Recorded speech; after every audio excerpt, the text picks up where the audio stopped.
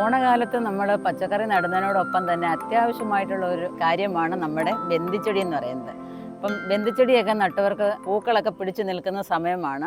തൈകളൊക്കെ നട്ടവർക്ക് അതിനെ നല്ലതുപോലെ പരിപാലിക്കേണ്ട സമയമാണ്. അപ്പം നമുക്ക് ഒന്നോ രണ്ടോ തൈകളെ ഉള്ളെങ്കിലും നമുക്ക് ഒരു തുണ്ട് നിറച്ച് നമുക്ക് ബന്ധിച്ചെടിയാക്കാനായിട്ടും ഇതേപോലെ നല്ലൊരു ഗാർഡൻ ആക്കാനായിട്ടും സാധിക്കും. അപ്പോൾ അതെങ്ങനെയാണെന്ന് നോക്കാം. നമുക്ക് വീഡിയോയിലോട്ട് പോകാം. അപ്പം നമ്മുടെ ബന്ധിയിലെല്ലാം നല്ല ഇഷ്ടം പോലെ പൂക്കളും അതേപോലെ തന്നെ മൊട്ടുകളും ഒക്കെ വന്നിട്ടുണ്ട്. നല്ല അടിപൊളി പൂക്കൾ കേട്ടോ. കണ്ടില്ലേ എന്ത് രസമാണ് നിൽക്കുന്ന കാണാൻ തന്നെ. ഇത് രണ്ടും കൂടി ഇങ്ങനെ ഒന്നിട വിട്ട് വെച്ചതുകൊണ്ട് ഒരു പ്രത്യേക ഭംഗിയാണ് കാണാൻ. എന്നും രാവിലെ ഇങ്ങനെ വന്ന് ഇവരെയൊക്കെ ഒന്ന് കാണുമ്പം മനസ്സിന് കിട്ടുന്നതായ ഒരു സന്തോഷം പറഞ്ഞറിയിക്കാൻ പറ്റാത്തതാട്ടോ. പിന്നെ ഇവിടെ എല്ലാം ഒരു ലൈൻ നമ്മുടെ ബോൾസം ചെടി, അതിനകത്തും ഇഷ്ടംപോലെ പൂക്കൾ വിരിഞ്ഞിട്ടുണ്ട്. അതും ഇങ്ങനെ ലൈനായിട്ട് ഇങ്ങനെ വെച്ച് കൊടുത്തിരിക്കുമായിരുന്നു. ഈ തൈകൾ എന്ന് പറഞ്ഞാൽ നമ്മൾ വാങ്ങിച്ച് നട്ട തൈകളായിരുന്നു. നല്ലതുപോലെ പിടിച്ചു കേട്ടോ. അപ്പം നമ്മൾ വാങ്ങിച്ച് നട്ടെന്ന് പറഞ്ഞാലും നമ്മൾ പിന്നെ വിത്ത് പാകിയെന്ന് പറഞ്ഞാലും നമ്മൾ ശ്രദ്ധിച്ചെങ്കിൽ മാത്രമേ അത് നന്നായിട്ട് വരികയുള്ളൂ. അപ്പം ഞാൻ ഒരുപാടൊന്നും നട്ടിട്ടില്ല. ഒരു 10 മൂടോളം മാത്രമേ ഞാനിവിടെ ബന്ദി നട്ടിട്ടുള്ളൂ. അത് 2 കളറാണ്, നല്ല യെല്ലോ കളറും നല്ല ഓറഞ്ച് കളറും. കണ്ടില്ലേ, ഇതിങ്ങനെ വിരിഞ്ഞ് വിരിഞ്ഞ് വിരിഞ്ഞ് ഇങ്ങനെ വരുന്നതേ ഉള്ളൂ. ഏതായാലും ഇങ്ങനെ നിറഞ്ഞങ്ങ് വരും ഇത് നല്ല അടിപൊളിയായിട്ടുണ്ട്. നല്ല വെയിറ്റുള്ള നല്ല മുട്ടൻ പൂക്കളാണ് കേട്ടോ. അപ്പം ഒരു ബന്ദിയോ അല്ലെ 2 ബന്ദിയോ ഉള്ളെങ്കിലും നമുക്കതിനെ കട്ട് ചെയ്തിട്ട് കുറേ നമുക്ക് ആക്കിയെടുക്കാനായിട്ട് സാധിക്കും. അപ്പം ഇതിൽ നിന്ന് കട്ട് ചെയ്തതാണ് ഞാൻ കാണിച്ചു തരാം. കണ്ടോ, ഈ കൊണ്ടുവന്ന് നട്ടിരിക്കുന്നത് കണ്ടോ. അപ്പോൾ അതിനകത്ത് നല്ല മുട്ടുകൾ വരാനായിട്ട് തുടങ്ങിയിട്ടുണ്ട്. അപ്പോൾ ഇതിൽ നിന്ന് കട്ട് ചെയ്തത്, ഇവിടെ നിന്ന് കട്ട് ചെയ്തത് അതിൻ്റെ മൂട്ടിൽ തന്നെ ഞാൻ കുഴിച്ച് വെച്ചിട്ടുണ്ട്. അതും ഇതേപോലെ മുട്ടുകൾ വരാനായിട്ട് തുടങ്ങിയിട്ടുണ്ട്.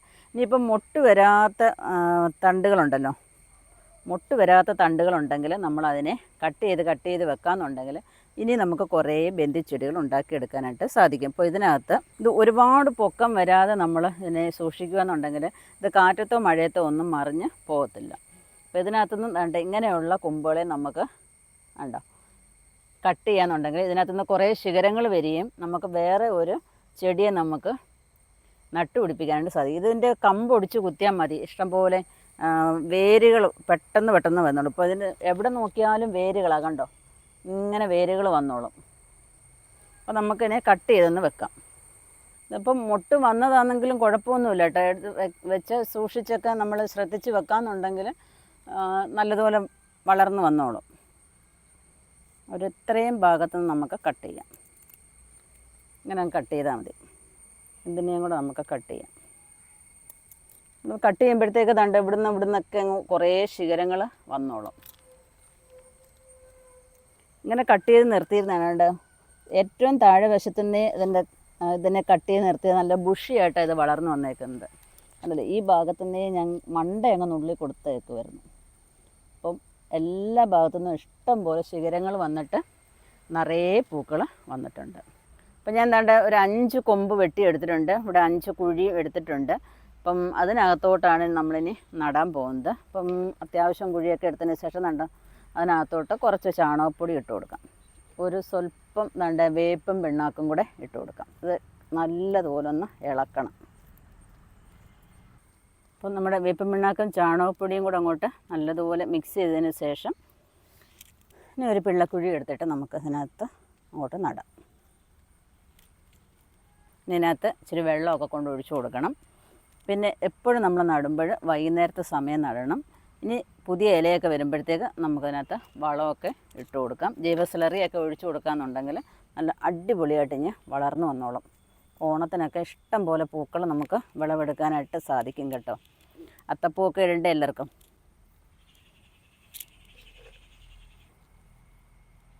ഇതേപോലെ ലൈനായിട്ട് അങ്ങോട്ട് നട്ടു കൊടുക്കാം. അപ്പോൾ ഇവിടെ ഇതിനൊക്കെ നമ്മൾ വളമിട്ട് വെച്ചിരിക്കുന്നതാണ്.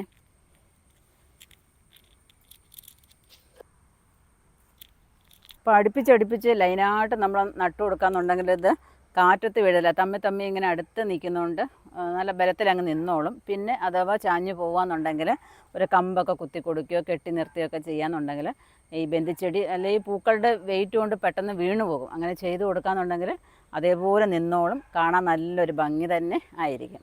അപ്പം നിങ്ങളും ഇതേപോലെ ബന്ദി കൃഷിയൊക്കെ ചെയ്യാനായിട്ട് ശ്രമിക്കുക. നമ്മുടെ ബന്ധിച്ചെടികളുടെ ബ്രാഞ്ചസൊക്കെ കട്ട് ചെയ്തിട്ട് ഇതുപോലെ കുഞ്ഞു കപ്പിനകത്ത് നമ്മൾ സ്വല്പം ചാണകപ്പൊടിയും മണ്ണും കൂടെ നിറച്ചിട്ട് അതിനകത്തോട്ട് കുത്തി ഇങ്ങനെ വെച്ചിരിക്കുകയാണ്. അപ്പോൾ ഇതിനകത്ത് നല്ലതുപോലെ വേര് പിടിക്കുമ്പോൾ നമുക്കത് ഈ മണ്ണോട് കൂടി എടുത്തിട്ട് വലിയ ചട്ടിക്കകത്താക്കുകയോ അല്ലെങ്കിൽ പറമ്പിൽ ലൈനായിട്ട് കുഴിച്ചിടുകയോ ചെയ്യാം. അപ്പോൾ ഇത് നമ്മൾ കട്ട് ചെയ്യുന്ന സമയത്ത് ഞാൻ നേരത്തെ പറഞ്ഞതുപോലെ വൈകുന്നേരത്തെ സമയത്തിൽ കട്ട് ചെയ്തിട്ട് ഇങ്ങനെ നടുകയെന്നുണ്ടെങ്കിൽ നല്ല ഉഷാറായിട്ടങ്ങ് നിന്നോളും. ഇതിപ്പം 2 ദിവസമായി ഇത് കട്ട് ചെയ്ത് ഇങ്ങനെ വെച്ചിട്ട് അതിനൊരു വാട്ടോ ഒന്നുമില്ലാതെ നന്നായിട്ട് നിൽപ്പുണ്ട്. 1-2 ചെടിയെ നിങ്ങളുടെ കൈവശം ഉള്ളൂ എങ്കിൽ തന്നെയും നമുക്ക് ഓണക്കാലമൊക്കെ ആകുമ്പോഴത്തേക്ക് ഇതേപോലെ കട്ട് ചെയ്ത് വെച്ചിരുന്നാൽ ഇഷ്ടം പോലെ ചെടികൾ നമുക്ക് ഉണ്ടാക്കിയെടുക്കാനും അതുപോലെ ഇഷ്ടം പോലെ പൂക്കളും നമുക്ക് ഇതിൽ നിന്ന് ലഭിക്കുകയും ചെയ്യും. ഇതിപ്പോൾ ഒരാഴ്ച കൊണ്ട് കഴിയുമ്പോഴത്തേക്ക് നമുക്ക് വലിയ ചട്ടിയിലോട്ട് മാറ്റാം. എന്നിട്ട് നല്ല വളമൊക്കെ അടിവളമൊക്കെ കൊടുത്ത് ചെയ്യാമെന്നുണ്ടെങ്കിൽ സൂപ്പറായിട്ട് പൂക്കളും പിടിച്ചോളും. എന്നാണ്ട് മുട്ട ഉള്ളതും ഞാൻ മാറ്റി കട്ട് ചെയ്ത് നട്ടിട്ടുണ്ട്. അപ്പം ബന്ധിച്ചെടിയാണെന്നുണ്ടെങ്കിലും വേറെ എന്ത് ചെടിയാണെന്നുണ്ടെങ്കിലും നമ്മൾ ശ്രദ്ധിക്കുന്നതിനനുസരിച്ചും നമ്മൾ കൊടുക്കുന്ന വളത്തിനനുസരിച്ചും ഒക്കെ ഇരിക്കും അതിൻ്റെ പൂക്കളുടെ വലുപ്പവും കാണാനുള്ള ഭംഗിയൊക്കെ. ഇപ്പം ഇതിനകത്ത് നമുക്ക് നമ്മുടെ കൈവശമുള്ള വളങ്ങൾ ചേർക്കാം. അതല്ലാന്നുണ്ടെങ്കിൽ രാസവളങ്ങൾ ചേർക്കുകയെന്നുണ്ടെങ്കിൽ നല്ല വലിപ്പമുള്ള പൂക്കൾ ലഭിക്കുമെന്നാണ് നമുക്ക് കൃഷിഭവനിൽ നിന്നൊക്കെ അറിയാനായിട്ട് കഴിഞ്ഞത്. വ്യാവസായികമായിട്ടൊക്കെ ചെയ്യുന്നവർക്കെന്നുണ്ടെങ്കിൽ നല്ല മുട്ടം പൂക്കളും വേണമെന്നുണ്ടെങ്കിൽ രാസവളങ്ങൾ തന്നെ ചേർത്താൽ നല്ല പൂക്കളൊക്കെ കിട്ടും. അപ്പം ഞാൻ രാസവളങ്ങളൊന്നും ചേർത്തിട്ടില്ല, നമ്മുടെ ജൈവ രീതിയിൽ തന്നെ നട്ടിരിക്കുന്നതാണ്. എന്നിട്ടും അത്യാവശ്യം നല്ല വലിപ്പമുള്ള പൂക്കളൊക്കെയാണ് കിട്ടിയിരിക്കുന്നത്. അപ്പം നിങ്ങൾക്കും ഇതേപോലെ ബന്ദി തോട്ടമൊക്കെ ഉണ്ടാക്കാം. ഈ വീഡിയോ നിങ്ങൾക്ക് ഇഷ്ടപ്പെട്ടുവാണെന്ന് വിചാരിക്കുന്നു. അപ്പോൾ ഇഷ്ടപ്പെടുന്നുണ്ടെങ്കിൽ ലൈക്ക് ചെയ്യുക, ഷെയർ ചെയ്യുക. അതുപോലെ സബ്സ്ക്രൈബ് ചെയ്ത് കാണുന്നവരാണെന്നുണ്ടെങ്കിൽ ഒന്ന് സബ്സ്ക്രൈബ് ചെയ്തിട്ട് കാണാനായിട്ട് ശ്രമിക്കുക. അതുപോലെ ഫേസ്ബുക്ക് ഒന്ന് ഫോളോ ചെയ്യാന്നുണ്ടെങ്കിൽ അവിടെയും നിങ്ങൾക്ക് എൻ്റെ വീഡിയോസൊക്കെ യഥാസമയം കാണാൻ പറ്റുന്നതായിരിക്കും. അപ്പോൾ അടുത്ത വീഡിയോയിൽ കാണുന്നവരെ ഞാൻ വിനി, നന്ദി, നമസ്കാരം.